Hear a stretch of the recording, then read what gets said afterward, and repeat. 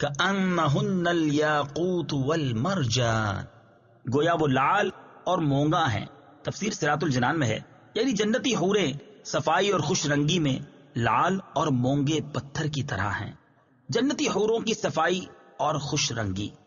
جنتی حوروں کے بارے میں حضرت عبداللہ ابن مسعود رضی اللہ تعالی عنہ سے روایت ہے، تاجدار رسالت صلی اللہ تعالی علیہ وآلہ وسلم نے ارشاد فرمایا، جنتی عورتوں کی پنڈلیوں کی سفیدی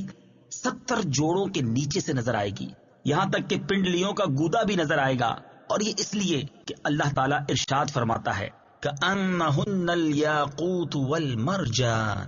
اور یاقوت ایک ایسا پتھر ہے کہ اگر اس میں دھاگا ڈال کر باہر سے دیکھنا چاہو تو دیکھ سکتے ہو۔ اور حضرت عبداللہ ابن مسعود رضی اللہ تعالی عنہ سے مروی ہے کہ حور عین کی پنڈلی کا مغز لباس کے 70 جوڑوں کے نیچے گوشت اور ہڈی کے پیچھے سے اس طرح نظر آتا ہے جس طرح شیشے کی صراحی میں سرخ شراب نظر آتی ہے۔ فَبِأَيِّ آلَاءِ رَبِّكُمَا تُكَذِّبَانِ، تو تم دونوں اپنے رب کی کون کون سی نعمت کو جھٹلاؤ گے۔ تفسیر صراط الجنان میں ہے یعنی اے جن اور انسان کے گروہ، اللہ تعالیٰ نے تمہاری نگاہوں کی لذت ان حوروں کو دیکھنے میں رکھی تو تم اللہ تعالیٰ کی وحدانیت اور اس کی نعمت کا انکار کس طرح کر سکتے ہو، اور تم دونوں اپنے رب عز و جل کی کون کون سی نعمت کو جھٹلاؤ گے۔